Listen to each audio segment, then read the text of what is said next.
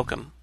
I'm Sebastian Mahfood, and you're listening to WCAT Radio, the on-air wing of En Route Books and Media, bringing you the dulcet sounds of Catholic wisdom.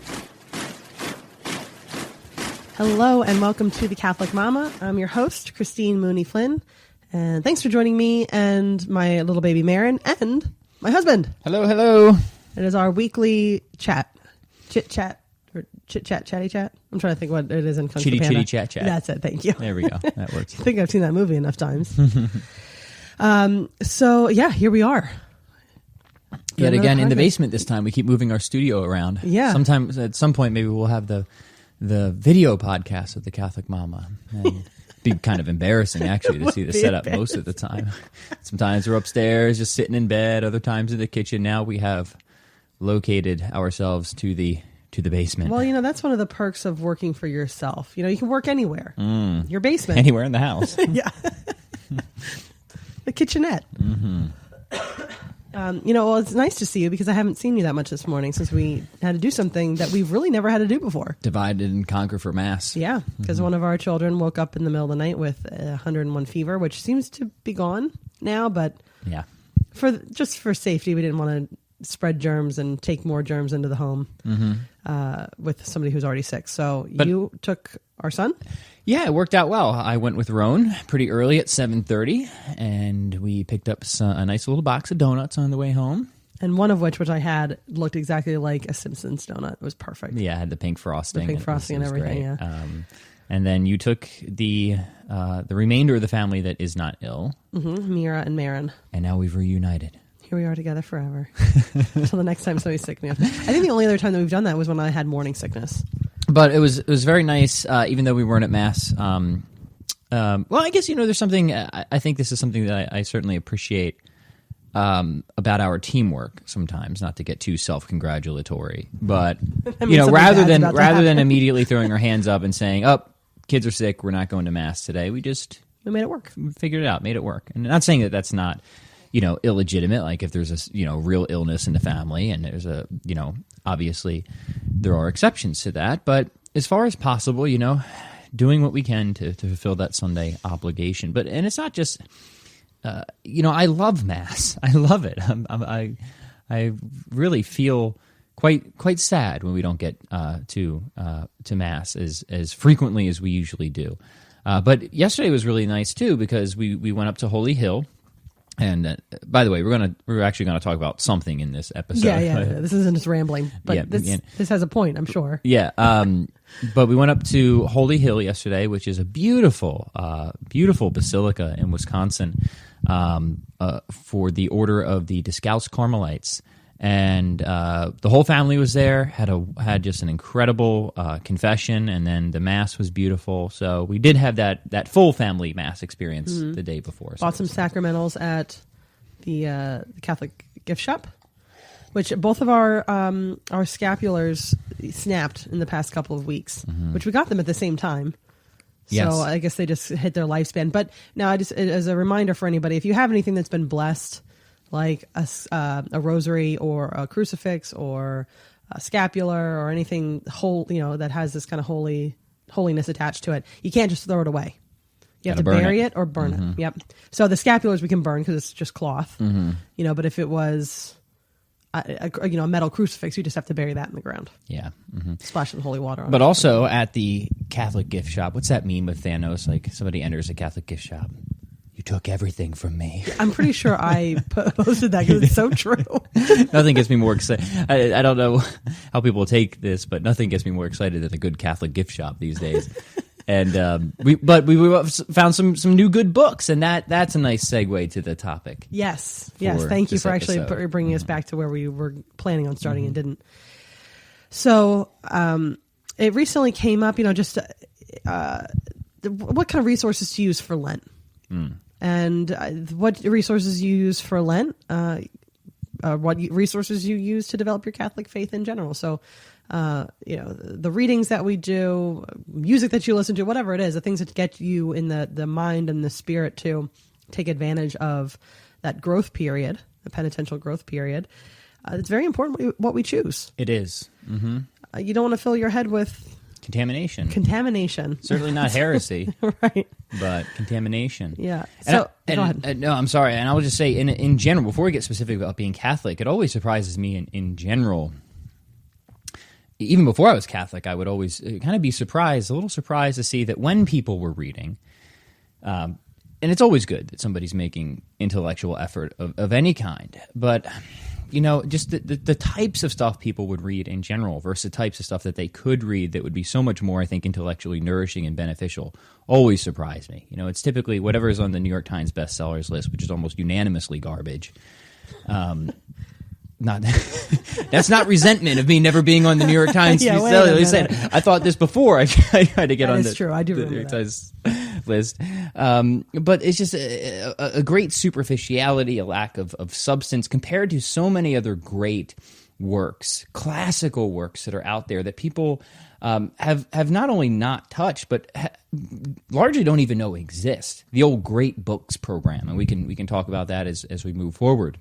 But then now, once we move into the Catholic space, it became even more surprising to me the more I became involved in various parishes and study groups, how a number of the stuff that people would recommend for reading or were reading themselves were, again, very slim, very superficial, some of them not even really Catholic at all, like kind of a vague, spiritual, maybe even somewhat New Agey stuff.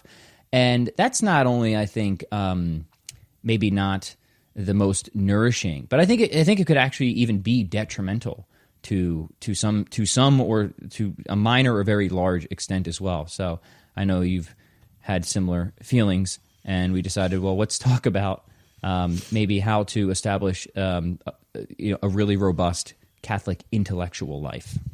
Yeah, because even if you hear any, again, I say this all the time, but just to know if there's any weird noises in the background, it's not me or Pat. It's a 4-month-old. It's not us. I don't know if these noises sound funny in the back on the recording. Little baby sneezes and yawn. Yeah. Burps. Snuffles. Yep. Mm-hmm. When you become Catholic, or if you've been Catholic your whole life and want to go deeper in your faith, we'll talk about this. You're never going to run out of things to read. Correct. Right? We've got thousands of years of wonderful Catholic tradition. But I'm thinking back to a number of years ago when that book 50 Shades of Grey came out. Now that I'm thinking about it, everybody that I knew who was reading that book was Catholic. Oh, really? Yeah. Which is actually, it's pornography, so they shouldn't have been reading it anyway. But right. I mean, it's just like watching crummy TV. You can't just be that irresponsible with the brains that God gave you. Right, yes. I mean, okay, so I think we should maybe start from a kind of a general perspective of kind of like human nature in general, and why trying to discover truth is part of our innate teleology, right? That's our proper end. And this is something that many wise philosophers outside of the Catholic tradition discovered, especially the Greek philosophers like Plato and Aristotle. And they what they discovered is certainly very much in line with what has been divinely revealed, but it's a little bit short of it. So, for example, Aristotle would hold that, of course, part of the nature of being a rational animal is that we are oriented towards discovering truth. And discovering truth is inherently good for us. It perfects us. This is an objective source of human flourishing. It's not a matter of preference. And this is true for everybody, right? The human mind, when you think about it, it not only wants to know, but it wants to know everything about everything. And we see this at the earliest signs of human language within kids. Why? What that, mommy? We hear it all the time. What's that, mommy? Right? These different acts of the mind, of abstracting and judging, and then logical reasoning. That these are innate structures and an innate bent of the mind toward the discovery of truth, the relating of ideas. And ultimately, we would argue that all truth is grounded in God's perfect and essential nature. So in our hunt for truth, we are, even if we don't initially realize it, on the hunt for God. Now, a big difference between some of the pagan philosophers like Aristotle or Plato, who had said that, the highest sort of life we can attain is contemplation of the good or the truth or contemplation of God. What we have is something even more, in that God definitively broke into human history, not just to reveal truth, but to offer friendship and to share in the divine life. So he has given us really a supernatural addition, something that goes over and above what is owed to us by our nature, a sharing in the divine life, which is really incredible to think about that. But there's certain ways that we can facilitate that end, that we can pursue our proper flourishing as God has both intended in our nature and offered to us in friendship. And there are other ways that we can frustrate that, and that we can start to steer away from the only thing that can possibly fulfill us and perfect us, our perfect and objective end. And that's where morality comes in, right? Morality comes in when we pervert or subvert what is really good for us, when we act against right reason and we pursue some type of false good, and really we enter into vicious habits rather than virtuous activity. And the intellectual life, and I'm not saying that everybody is called to be, quote unquote intellectual, but living in accord with right reason and trying to develop ourselves as much as possible according to each of our own gifts intellectually is what helps to us come to better understand, and by better understanding, better loving and having a relationship with God. So this is very important stuff. So what you take into your intellectual environment, what you are reading, what you're watching, is either, almost none of it is neutral, right? Almost none of it is, some things we might say are kind of maybe neutral or close to neutral, but most of it is either really pushing you forward in your flourishing, or it's steering you away from that, or it's detracting from it. It's pulling you away from truth, either in a minor way or a major way. So almost never do we have a neutral environment. It's either conducive to our flourishing and a proper end, or it is trying to subvert our flourishing and proper end. So that's why, we're not Puritans, right? And right? We're not trying to ruin anybody's good time, but this stuff matters. It matters what you read. It matters what you watch. Mm-hmm. Yeah, and it doesn't mean that you are only reading textbooks, right? Yeah, or something boring, right? The writings of our church are really interesting. Yep. But also, you can still read good fiction. Mm-hmm. It doesn't necessarily mean that you're only reading, encyclicals or something like that. Absolutely. But there should be. It's a both and. Yeah, and some of the best fiction we have. Think of The Lord of the Rings, written by one of the most Orthodox Catholics. Right, that we can think of, Tolkien, right, and those are Catholic books. There's no doubt about it, because it's what the author has told us specifically. Right. But anybody who just comes at it from a Catholic lens will see the themes and so many great truths. Yeah, you're right. They don't just have to come from a textbook, right? We can learn through narratives, through stories, through works of fiction, and as you rightfully pointed out, there's so many incredible works of fiction by Catholic authors that can really facilitate a proper spiritual life and a proper spirituality as well. Mm-hmm. I say that, and not from a spiritual or a Catholic writer, but vaguely Christian. I've tried to look up his religious beliefs, and I haven't gotten very far. I got into a Charles Dickens phase for a long time ago, which I don't know why. I think I was trying to read a bunch of classics, and Dickens just did not interest me at all. Right. So I thought, I'll read them. It's something I don't want to read. I'll stretch myself a little bit and read. And I wound up reading A Tale of Two Cities. Not watching A Tale of Two Kitties, the Garfield movie. I don't want you to get confused. I love that movie. I know you do. The Tale of Two Cities. But now but now looking back, that was probably the first book that I ever read. I don't want to spoil the ending if anybody hasn't read it, because it's a really good book, and I didn't even think I was that emotionally involved until I got to the last third, and I was just so involved in it. And that was one of the first books that I ever read that really embodied redemption and selfless love. Mm-hmm. And I remember that idea stuck with me for a long time. And when I first started, diving into Christianity, I couldn't help but think back to when I read A Tale of Two Cities and see how much that almost prepared me in a way to receive the greatest truth. Yeah. Right. It's just interesting, the things that our books God that we was read. warming you up. He was warming me up. Right. It's with the books that we read, we don't know what might stick, what might come along, years from now or whatever, that makes us grow deeper in our faith. So read good things. Read good things. And if you read things that aren't, and we're not saying this is an important distinction. We're not saying you can or shouldn't or ever read anything that isn't Catholic, but don't engage with stuff that is contrary to the faith with a false impression that it might be compatible with the faith. Oh, yes. And what I mean by that is I constantly engage with thinkers in the philosophical realm who are skeptics, atheists, agnostics, right? But I engage with it in a combative spirit. Okay, let's draw out their premises. Let's try and figure out what their arguments are and see why they don't hold up, why they're wrong. Now, I come from that background, so I already had great experience in that. And then once I converted to Catholicism, I found that there's still utility, there's still goodness in engaging with people who are coming from different perspectives. Because it can help to clarify your own perspective at times, right? Yeah. It can instigate deeper research on topics that you are unsure of. But you have the firm foundation, you have that firm rooting, and you have the clarity of what is and isn't orthodox. And you're not confused about that, right? Like when I engage with different thinkers or different texts, I'm not like fooling myself and thinking, oh, well, you know what, maybe this is in line with church. No, I know it isn't, right? And I'm engaging in it from that perspective of saying, okay, maybe there are still some good or true things about this, but there's clearly some things that aren't good or true about that. Why is that the case? Can I articulate why that isn't the case? And will that help me to gain clarity on why I believe many of the things that I do? Which, correct me if I'm wrong, but it sounds like that would be an easier or more straightforward task to do if you're reading atheists but what happens when you're reading other Christians? Right. It's easier when you're reading people who are directly opposed and explicitly opposed to your position, because then you're not going to be fooled into some type of false impression of a possible reconciliation or compatibility when it's explicitly stated that there is no compatibility there.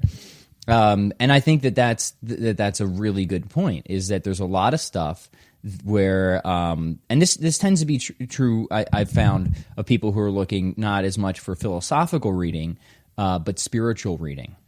And I think that's what you're getting at, is that they're looking for, I have to admit that I read so very few of these books because some of the ones that I have glanced at are so enormously boring and thin compared to what we find in the Catholic faith. They just don't even interest me.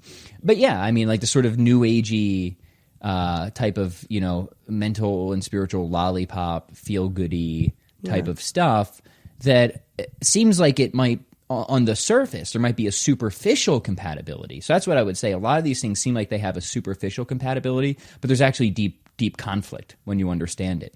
There's some deep incompatibility that needs to be understood, so that way you aren't gradually led astray. And that's the thing, right? That you aren't, gradually undermined or gradually subverted in your proper understanding of the faith. And I've heard from others who said, well, these books are okay for me because it actually made me more appreciative of the Catholic faith. It made me want to go deeper in communion with the faith.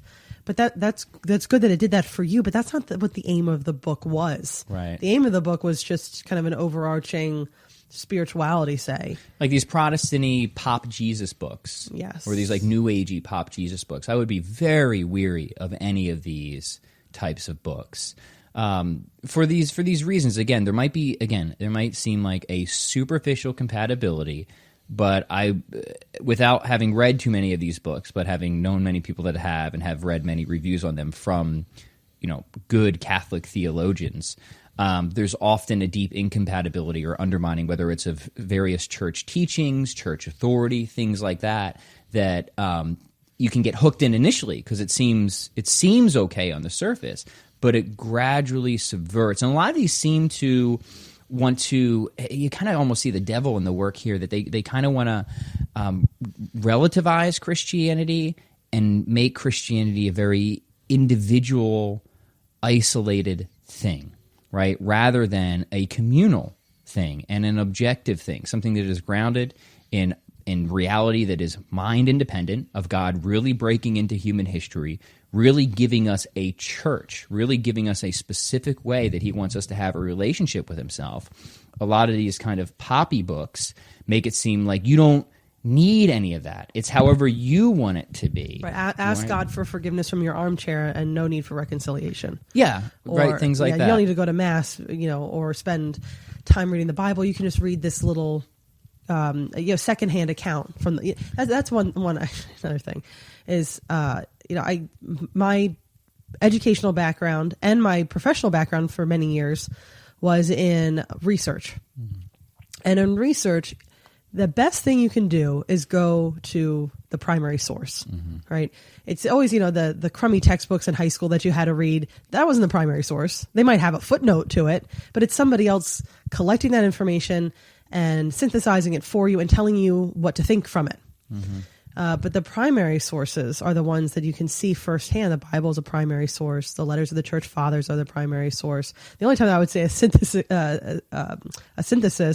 of primary sources into something even better would be the Catholic Catechism. But I would still refer to that as a primary almost. Right. But these secondary sources, you're getting somebody else's opinion, and you don't really know exactly if they are of a right opinion. Are they actually in full communion with the Catholic Church? And a lot of times in these pop culture ones, no, they're not even Catholic at all. And, we have to be very, again, for any Christian, certainly any Catholic, we're committed to the right position that we are engaged in spiritual warfare constantly, that there is a prince of this world who is really trying to undermine our best efforts to come into a proper relationship with God. And that this prince of the world is extremely intelligent. He's far more intelligent than any of us, extremely clever, extremely subtle. And this means that we should always have our guard. In fact, I was having a good conversation not too long ago with somebody about exorcisms. And exorcisms are important. And like full-on demonic possession definitely happens. And it's worth looking into because it's both freaky and will convert anybody to God when you understand this stuff, right? But they're rare. And why would they be rare? Well, because they're rare because as soon as somebody sees something like this or experiences something like this, they're converting. They're going to the church. Everybody makes fun of Catholics until you need an exorcism, right? Right? This is like the devil's Hail Mary.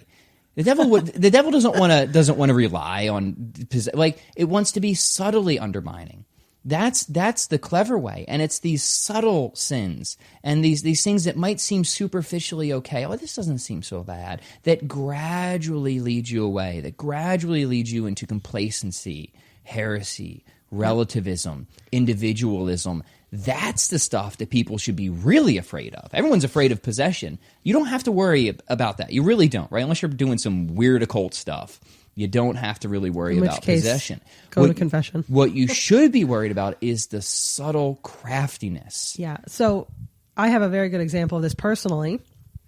Growing up, I relied very heavily for my spiritual information from this one particular book. I don't even want to tell you what the title is because I don't want anybody going and looking at it and thinking that for any reason, like get curious and then suddenly get sucked into it. But there was this one book, and it was about, our Blessed Mother does come and visit us. Mm-hmm. We see her apparitions. There's been many approved ones. The church has looked deeply into these to say this one is church approved, and then other ones don't seem like they're any good. They might have some of the demonic in them. Mm-hmm. So this book would have fallen into that latter case, I'm sure. But it sounds nice. Mary's coming and giving messages to this one person, and this person is now writing it up, compiling all of this together because she wants people to know the truth, wants people to come to God. That's all sounds great, right? Mary's coming, like extending a hand of love and guidance before the final judgment day. I think, well, one, it venerates Mary. Okay, that's that check mark there. It wants us to come in communion with God before the final judgment. Great. Mm-hmm. The problem is it all sounds good, but then they slip in subtle things. Mary had other children. Mm-hmm. Mary, and then you hear the doozies of it. She was reincarnated. She's a reincarnation of Eve. Right. So suddenly, like this book that on the surface could seem nice and good is actually promoting some things that are seriously heretical to the church. It's heresy wrapped in roses, and that's the stuff that people really need to be afraid of, right? And this is why the church is so prudent and so cautious in offering approval to not just apparitions, but any miracle claims, because the church not only believes we hold that there's divine revelation, we also have to believe that there's preternatural revelation.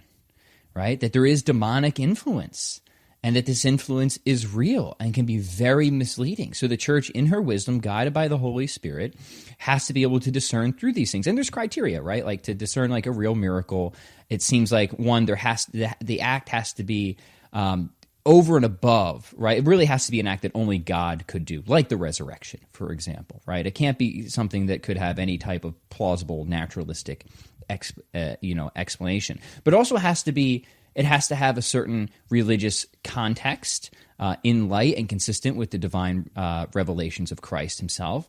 And generally the church waits to see the fruits of certain miracles as well, to see, is this bringing people into greater communion with God, into greater communion with the church, or is this acting as a device? So like Fatima is a great example. All the converts that Fatima happened, right? It's also a publicly attested miracle where 70,000, it's not just one person who claimed to experience one thing, but 70,000 plus people all saw this miracle of the sun, right? So that you can see how Fatima starts to meet this criteria, and it's deeply moral, right? It's deeply moral. It's in line with God's perfect nature and goodness. And so like there's logical, reasonable criteria that the church really has to. Some people get frustrated because sometimes people feel like there's really a legitimate miracle or apparition, and they're like, why hasn't the church to prove this?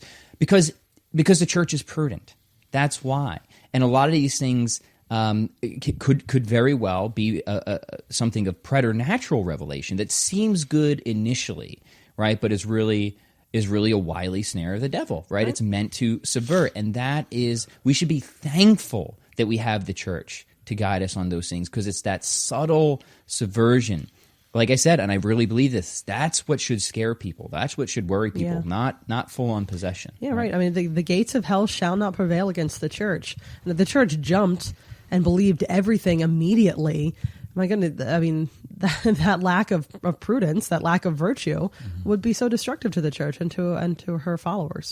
So it's a good thing. So yeah, I know in New Agey circles, when there's like these pseudo Catholic messages or whatever that come into the world, you'll hear like whisperings like, oh, the Catholic Church just wants to control everything. Whatever she was saying was too dangerous for the church. They knew that it would destroy the church. And oh wow, that was just more pride, more thinking that I know best. And especially in message like private revelations that people have. Again, I spent so many years believing in all this stuff to my detriment. Again, I did the worst damage to myself and others when I believed that I was capable of having my own spiritual revelations that were unique to me, making me very special and kind of above the moral rules. This really just pulls you away, makes you more of an island. Right. You're a spiritual island. It's relativistic, and it's very, very dangerous. And it's better that the church says, hold on a second. And I love that. The fruits, you'll know them by their fruits. False prophets were proclaimed from the very beginning. We're going to see them. And the best way you can know is by their fruits. And what I know from the fruits of, say, books like that is that it does not bring people into the Catholic Church. It drives them out. Into isolation, too. And into isolation, exactly. Why do I need a church? Why do I need community? And then look at something like Our Lady of Guadalupe, which has converted millions upon millions of people. Right, turned an entire pagan nation into an entire Catholic nation. That's beautiful. Yeah. How can you say that? I got goosebumps just thinking about it. How can you say that is not divinely inspired? Right, and not demonically inspired. Preternatural revelation is a thing, right? And that there are evil forces at work in the world, and we have to keep our guard up. But God gave us protection. He gave us the church. Right, so we can rely on the church. Christ gave us his church. He gave us his authority, which should make all of us feel great. But then we shouldn't be so foolish to want to go outside of that, because then buyer beware. Yeah. At that point. So I want to give a quick example, because we've been talking about this one book this week, right? You and I, and then I would like to go into how do we choose books that are good for us. Yes. Okay. So before we move on from the what not to read to what to read, Jesus Calling. And I know a lot of people who are listening their ears are going to perk up, because my ear perked up when I first heard this on the radio. Pat, you had been teaching 4th grade prep classes for the Catholic Church that we went to, right? Yep. It's not CCD anymore. They call it prep. Yeah. I get confused. But somebody at the end of the year had gifted you a copy of Jesus Calling. And I remember sitting along with like the couple, like the $5 Target gift cards for a while, that came in at the end of the year. And I hadn't really thought of anything about it. And then I was driving along listening to EWTN radio, and I heard Jesus Calling. And I was like, oh, and my ears perked up. I know that book. I've seen that before. I know it's popular. So I listened to it. And it was rather shocking what it said. Now, the Jesus Calling, if you're unfamiliar, is like a daily devotional reading compilation that is supposed to kind of like prayer prompts, I think. So is a good way to put it. And you go through the year, and hopefully as you read the book, you would become more interested in your faith and feel more faith-filled. Well, there are problems with this book. One main one is, if you were going for Catholic spirituality, it isn't a Catholic book. It's written by a Presbyterian laywoman. But that aside, I think the main issue that people are thinking, oh, it's fine. It's a fine book. It made me feel better about my faith, and I got interested in my faith, is that it's written using a banned practice, almost a dark art. The Catholic Church has banned what's called automatic writing. And that is where you try to channel the spirit realm, and you have a pen in your hand and a blank piece of paper, and you just start to write. Yeah. I got to tell you, when I was all new agey and spiritual, I did that all the time. And thank goodness for the little exorcisms that Pat did. And we could clearly see where that would open up somebody to preternatural. Right. Revelation. You're asking for some, I always tell the story, when I was in 7th grade, I was playing around with a Ouija board with a friend, and we were getting these messages. We thought we were very special. And we're like, oh, how many spirits are in the room with us? We asked, and it said 7. We were like, oh my gosh, this is so cool. We're that important that there are 7 spirits in the room? Neither of us. And it wasn't until I was deep in our Catholic conversion, I thought, whoa, we never even thought to ask if they were good spirits. They probably were a Ouija board. And it's the same thing with automatic writing. You're asking for a spirit, God, you're hoping, but there's no guarantee, right, to come to you and direct your hand to write certain things.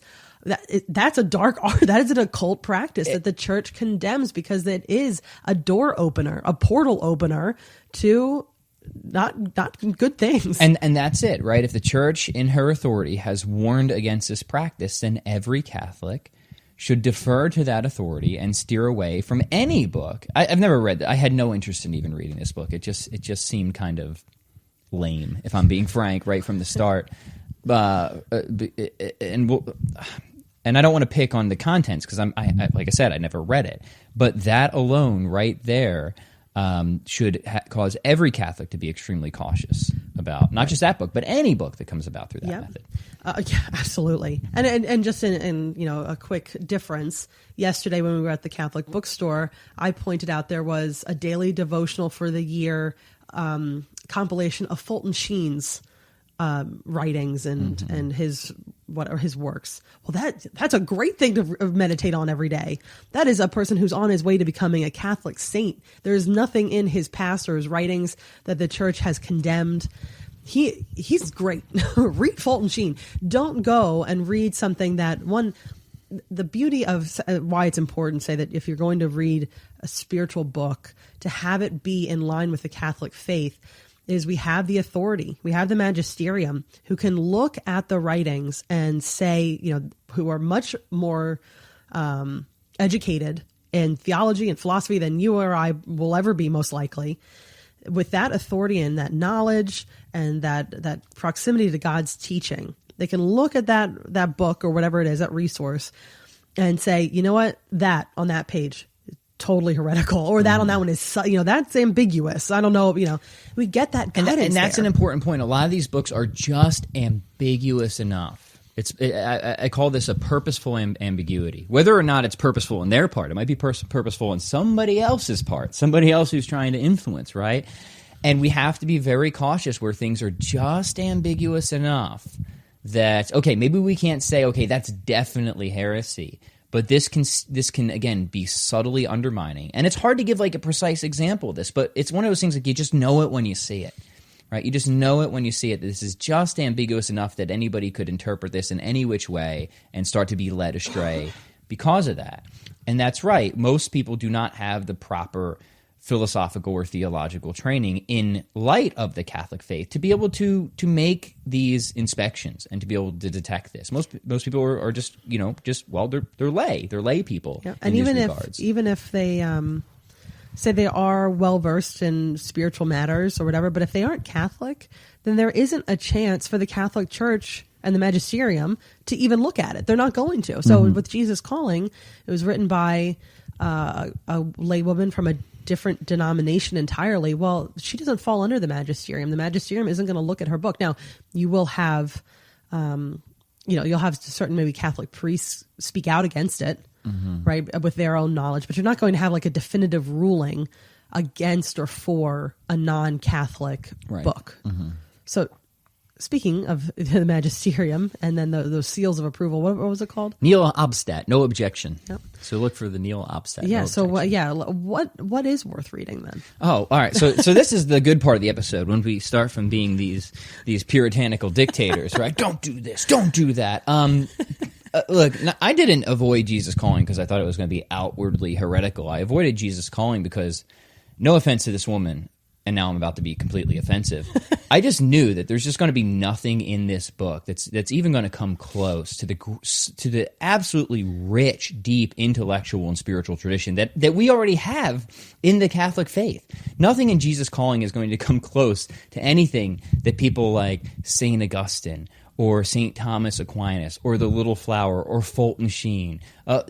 We have an inexhaustible well of spiritual and intellectual riches in our Catholic faith that I know if I were to try and consume that nonstop till the day I die, I still would barely have scratched the surface.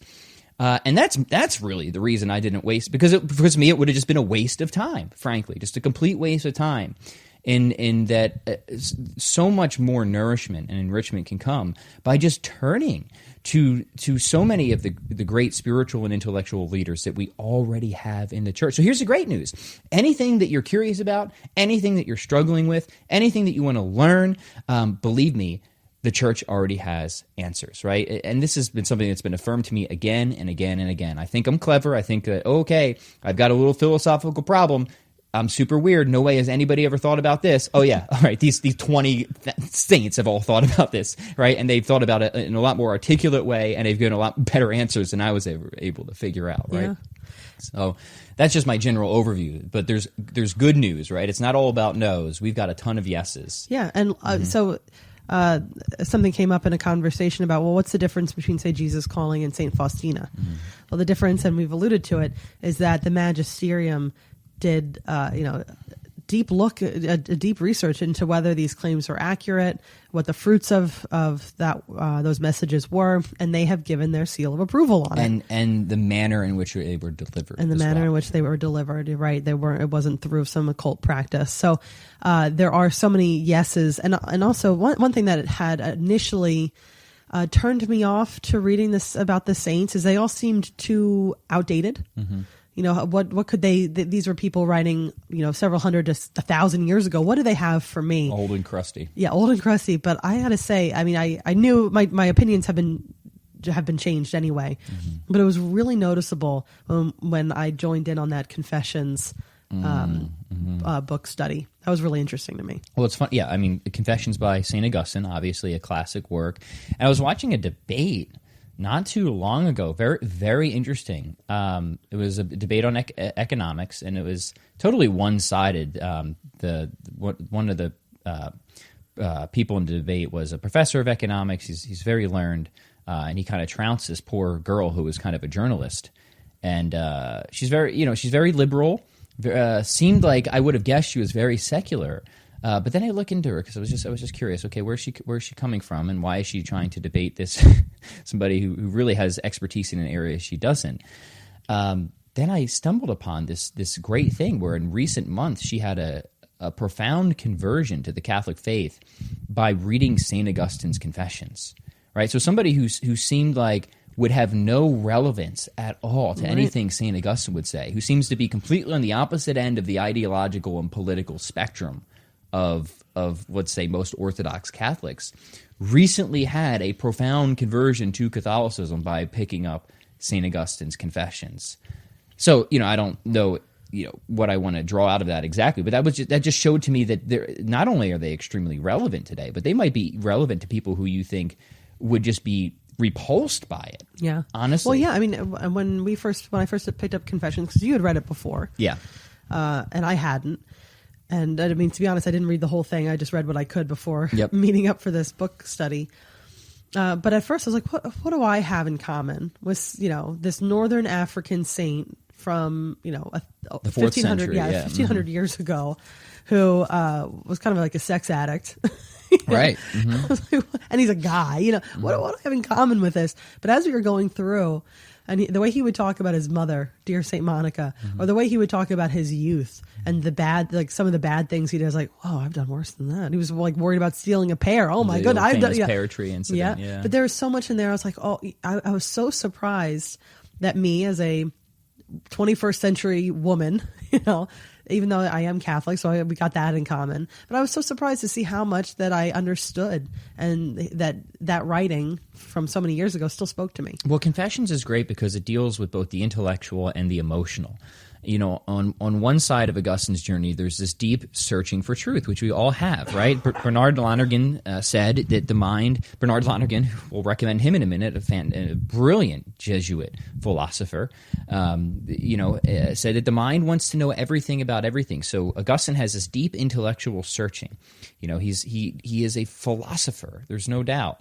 And he's always bumping up against limits and obstacles and defeaters of his various pagan beliefs. And it isn't until really he was very disappointed by Manichae. He was kind of coming from a Manichaean, which is really just you see versions of this even today in our neo-pagan society. It's really funny to see how so many of these, everything that is here that seems new is actually extremely old. And you go back and you revisit Augustine's Confessions, you realize, oh wow, like this is just the stuff that he's fighting against or outgrowing. It's just the beliefs that have resurged in culture today, really, like dualism, pantheism, all this stuff. Like Augustine grew out of that as he intellectually matured and found the Catholic faith that it could provide these answers to the biggest questions of life in a way that was intellectually robust, consistent, coherent. It went through all the way. And then there's the emotional side of his life of deep struggle with sin and temptation, of constantly, knowing you should do one thing and doing another, and that's his Confessions, right? So what's so rich about this is you get both sides of Augustine's humanity. You get that really primal struggle that he's going through, and how he dealt with this, and how he found healing. In his conversion experience, and went from a man of deep depravity to not only just a saint, but a doctor of the church, and was able to find not just this spiritual healing, but this deep intellectual satisfaction in the Catholic faith as well. So it's extremely relevant to everybody today. I would say probably more relevant now than it was 50 or 60 years ago, just because of the resurgence of so many of these pagan beliefs. I think a lot of times that people, when they pick up these kind of spiritual lollipops, it's because they don't want to think too much, and they're afraid of something. They want some easy reading, something to feel good, like a nice homily, and walk out of their little reading session and feel like they've done something. But again, we've said this. You said this earlier, is that you don't have to dive super deep into the intellectual side. If that's not your strong suit, I would urge you to stretch and grow and try. But then, something like Augustine is a great one to read because it's both and. Yeah. So I would say let's just start going through a list of some ways. I'm going to take notes of ways to develop a robust. And remember, as Catholics, we believe that the head can liberate the heart, and the heart can liberate the head. It works both ways. And part of the project of loving is knowing. Right? When you love someone, you want to know everything you can about them, everything. And it's also hard, if not impossible, to love something you know nothing about. Steve, think about that. Like, how can you love something that you have no knowledge of? And what a great way to come to know God, because as Catholics, our communication with God didn't end when Jesus ascended back into heaven. Right? We have had this ongoing conversation through our saints for thousands of years. And what better way to get to know God than to travel alongside of the saints who dedicated their lives to knowing Him? Yes, in a church-approved way. Yeah, and that's the thing. Like, we, as Catholics, we certainly believe that all the essential deposit of faith that God has definitively revealed Himself, and there's no more of that coming. Right? That's done, right? And that's a really interesting thing because there's nothing in the Bible that says that there's going to be no more revelation. But that's something that almost every Christian accepts. Now, why is that? Well, that's because that's what the church has taught, and that is the traditions. But like you said, the church is here to help us to better understand that deposit of faith, the development of doctrine, how to apply the essentials of the faith in a modern-day context. And this was John Henry, so he's somebody that everybody should read, John Henry Newman's great theological contribution to the development of doctrine, that we come to grow in deeper understandings and applications and appreciation of doctrine throughout the centuries. The church is there to help us do that. So, at the very beginning, people didn't have as much of a robust notion, say, of something like the transubstantiation or the real presence. They all believed it. You can see they all believed it by tracing right back to the earliest church. When you read, Ignatius, Irenaeus, the Didache, all of that, like the belief in the real presence is there. That is a core deposit of the faith. But then, through the ages, we get a better understanding, both theologically and philosophically, of what exactly that means and what its implications are. Obviously Aquinas gives us a way to think about it through the notion of transubstantiation. Which means that the accidents are the same. Still looks like bread, tastes like bread. Look at it under a microscope. It's in every way it's going to appear and feel and seem like bread. But its substance, its metaphysical essence, what it is on the deepest level, is what changes.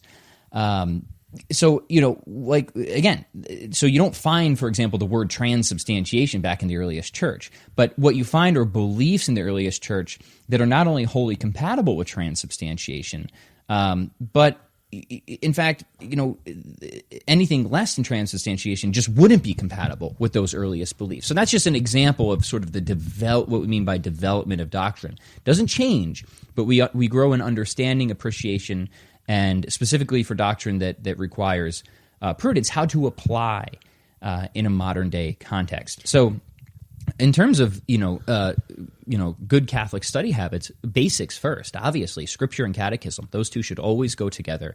I recommend, if possible, try to spend at least 10 to 20 minutes a day of reading Scripture and Catechism. Maybe it's 5 minutes of each. Maybe it's I think going by time is a good way. Just set aside the time. Maybe it's 10 minutes of each.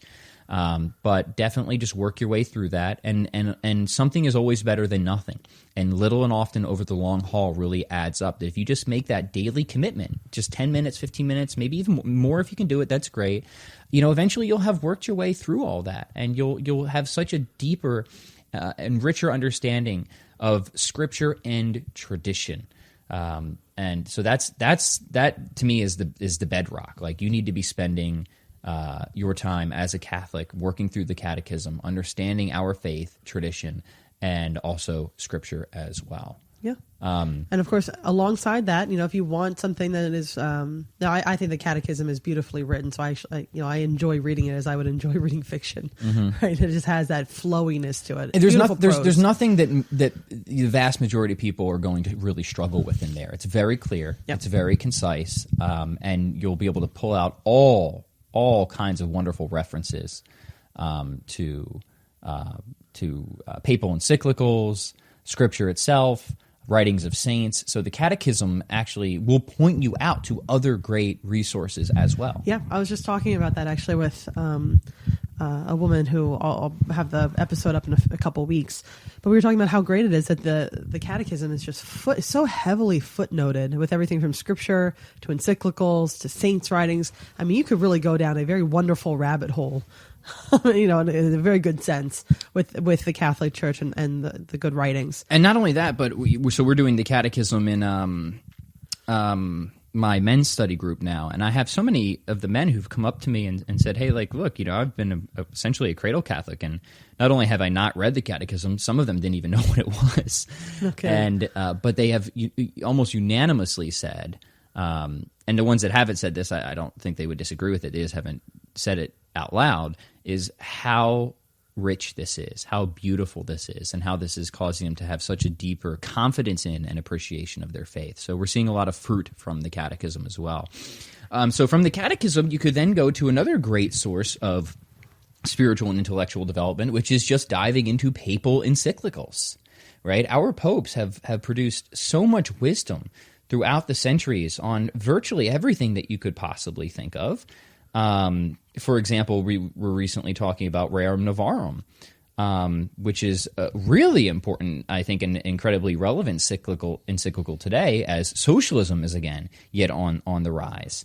And Pope Leo XIII produced this in response to the Marxist socialist movement at the time, and showing why this is incompatible with the Catholic faith. Not based on purely economic reasons. They actually didn't, interestingly enough, they didn't have all the millions of bodies swatted out of existence yet at that time because of the horrors of socialism. This was a basic moral principle that socialism in its properly understood form, is this government takeover of the means of production and private property, denies human dignity. It gets human nature wrong, and it denies things to humans that are owed theirs in virtue of being human, that they have intrinsic rights to. So it's an in principle inherent moral problem.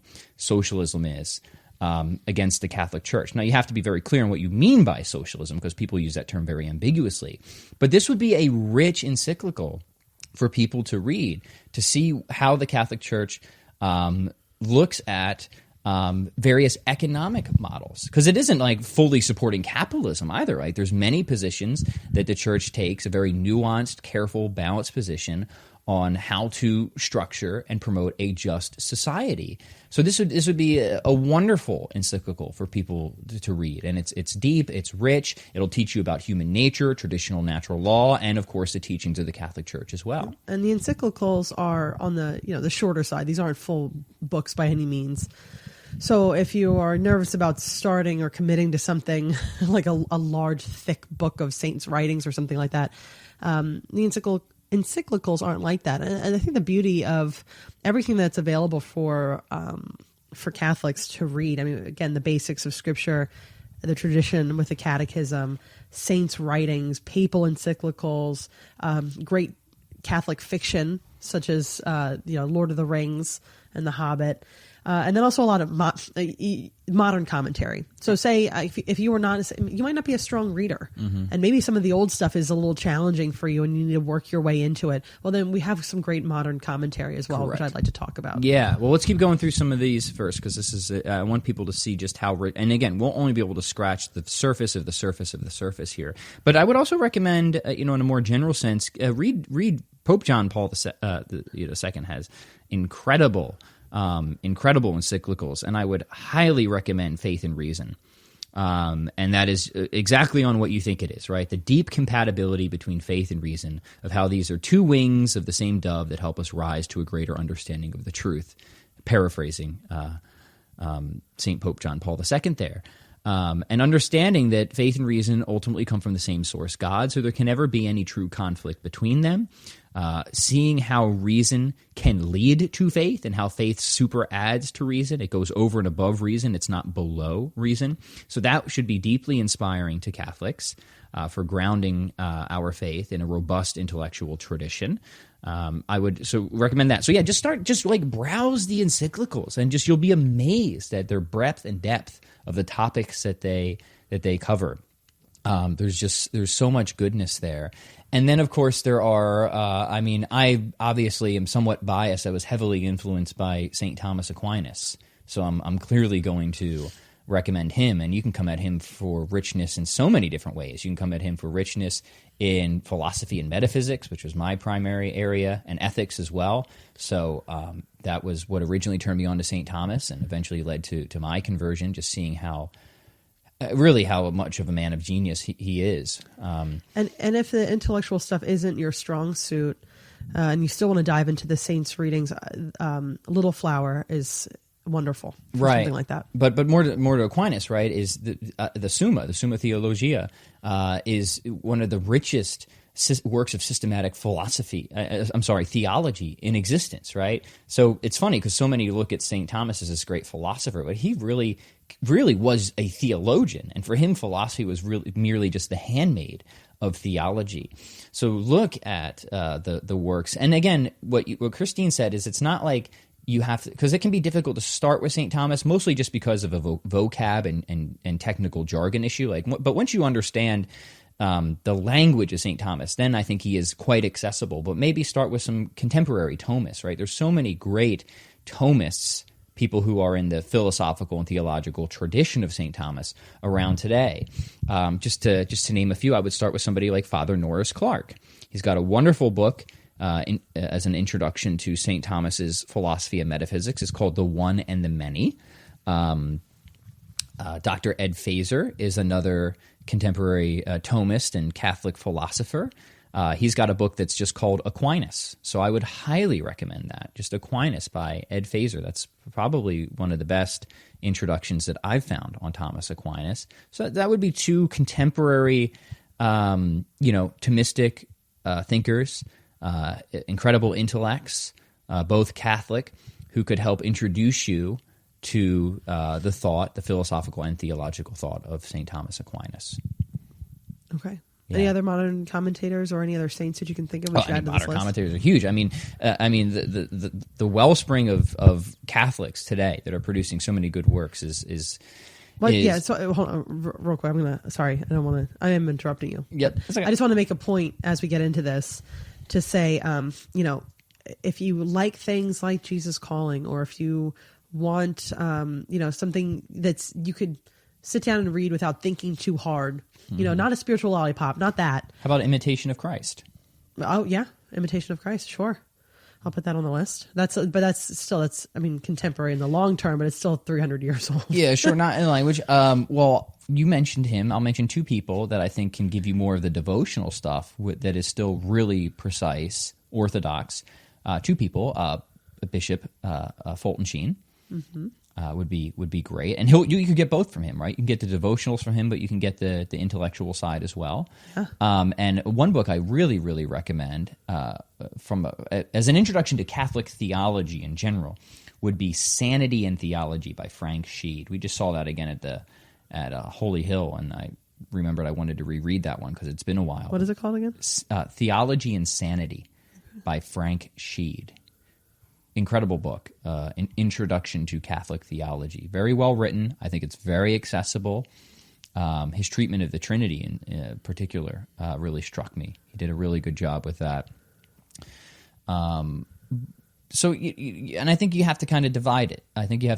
Okay, some of this is really going to be on the intellectual side, and some of this is really going to be on the emotional, spiritual, and devotional side. And it is a both and. Yeah, maybe you do your little intellectual reading a couple times a week right after you had coffee, so your brain's working.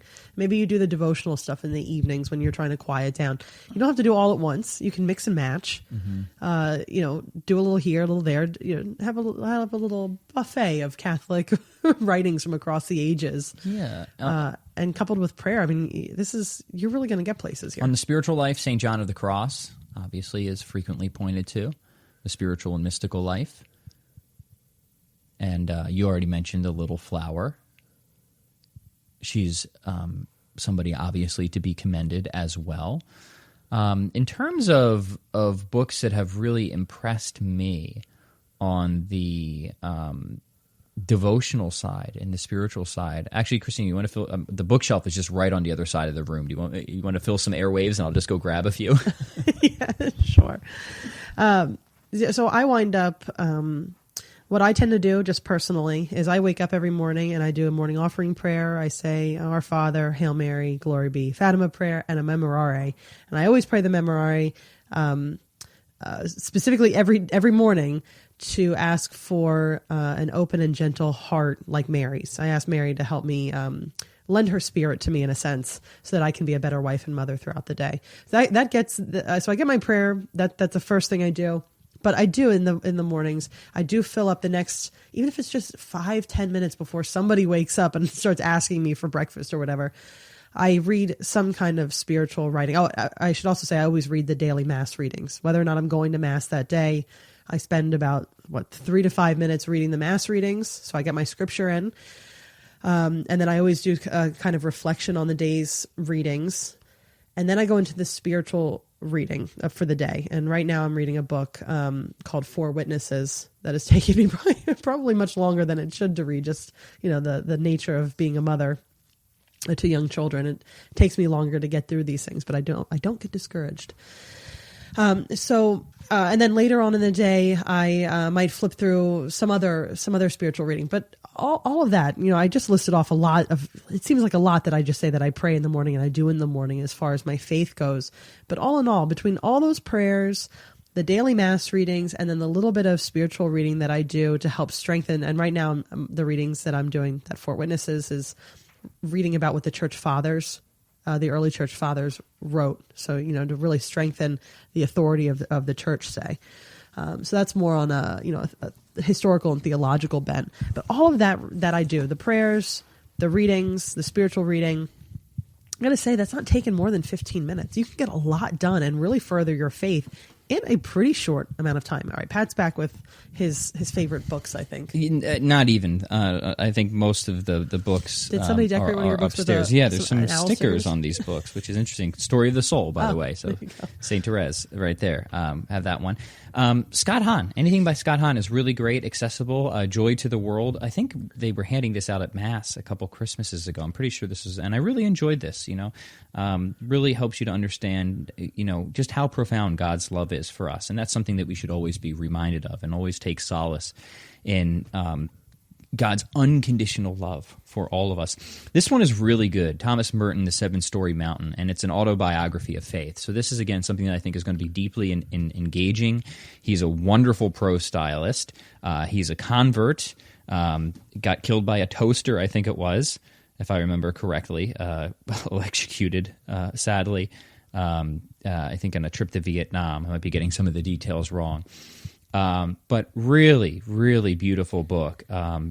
Very passionate, very brilliant man, and I think this is a book that will speak on many levels in a spiritual, devotional, emotional, and intellectual sense to people. I would highly recommend that.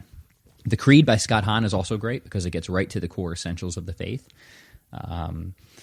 Here's one by my friend Dr. Kevin Vos, The 1 Minute Aquinas. I forgot to recommend that. So if you want, this one's called The Doctor's Quick Answers to Fundamental Questions About the Faith. So if you don't want something too heavy, but you just want kind of a quick, I guess the Spark Notes version of some, big and important questions about God and the theology of the Catholic Church, this would be good. The 1 Minute Aquinas. We have the printed encyclical Humanae Vitae by Pope Paul VI, exceedingly important on the dignity of human life, sexual ethics, showing both the rational philosophical foundations for that ethical system and also the biblical foundations as well. Sorry, we're throwing a ton out here, but hey, look, you got your entire life, so don't have to rush through this. And I'm going to do a blog post, and I'll put all these with links on here. And this was just a random grab bag. This one really profoundly impacted me of my love and devotion for the Eucharist. Jesus and the Jewish Roots of the Eucharist by Dr. Brant Petrie. It's called Unlocking the Secrets of the Last Supper, and I promise you this will not only strengthen your conviction of the real presence of Christ in the Eucharist, but show you how everything that the Catholic Church believes is consistent and elevated from the Old Testament. That there's so many prefigurements of the Eucharist in the Old Testament, all pointing to, obviously, the God-man who would eventually give himself to us as the deepest form of nourishment that we could ever have. So Jesus and the Jewish Roots of the Eucharist by Dr. Brant Petrie. He's also got an exceptional book on Mary. Jesus and the Jewish Roots of Mary. And that is one of the best books on Mary that I have read on why we hold to these four essential dogmas. And for me, I say the devotional side, for me, the intellectual helps deepen my devotional. When I understand the whys, and I understand the whys and the whats, it's so much easier for me to have that deep personal connection and that deep personal devotion. And I think that comes back to what we're saying, right? It's hard to love something you don't understand or you don't really know. Right. Yeah. Can you imagine if I said, I love my husband? Well, why do you? Oh, I don't know. Do you even know his name? Yeah. Why do I love him? It's good to have those good answers. Because again, I say this all the time when I do my like the Catechism Friday mini episodes. I mean, oftentimes sometimes when we're defending our faith, which is what I aim to arm you with, that ability to defend your faith, it's sometimes to our own selves, our own doubts, just the world creeping into our homes and our lives, where we have to look a little deeper and understand why we believe these things, and also look to saints who have had these questions and prayed on it and written on it for so many years. If I'm going to recommend one non-Catholic writer, which I think is okay, right? You don't have to just read Catholic writers, but you have to just read them with the understanding that they're not Catholic, and maybe I'm not trying to fool myself into thinking that there is complete compatibility here. But C.S. Lewis, of course. And, I think it was his best friend and editor said that if Lewis lived 10 more years, he definitely would have become Catholic. And his main holdup was that Lewis was such an Anglican patriot, right? And growing up in that, you're just obviously opposed to Rome. Right. So he said that his patriotism, which is so profound in many of Lewis's writings, was the one barrier he never overcame before his death. But the funny thing is, and somebody pointed this out to me, and it's really interesting, is Lewis leads so many into the Catholic Church that because he supports so much of Catholic doctrine, purgatory. He famously defends purgatory, vigorously defends purgatory, actually. But since he wasn't Catholic, so many Protestants are willing to read him. But what a great bridge! He's a bridge. He's a bridge for so many people. And then there we go. When we talked at the beginning of knowing them by their fruits, yes, that's a great one. Lewis brings so many people to the Catholic Church because he uses so much of the Catholic intellectual tradition. So he's got a book called The Abolition of Man. And The Abolition of Man is really a very general, I would recommend that one. It's really a very general summary of what's called traditional natural law theory, traditional natural law ethics. Now, who or what affirms traditional natural law? The Catholic Church, of course. So Lewis uses different languaging in that, but he's tapping into the deep, rich, intellectually Catholic tradition, and people eventually realize that. So it steers them towards Catholicism rather than away. I would make that argument for Lewis. So his books like Mere Christianity, now I don't think there is anything as Mere Christianity, but Lewis admits this as well, that he gets people in the hallway, but eventually you got to pick a door, and he means by door is a denomination, right? You can't stay in the hallway.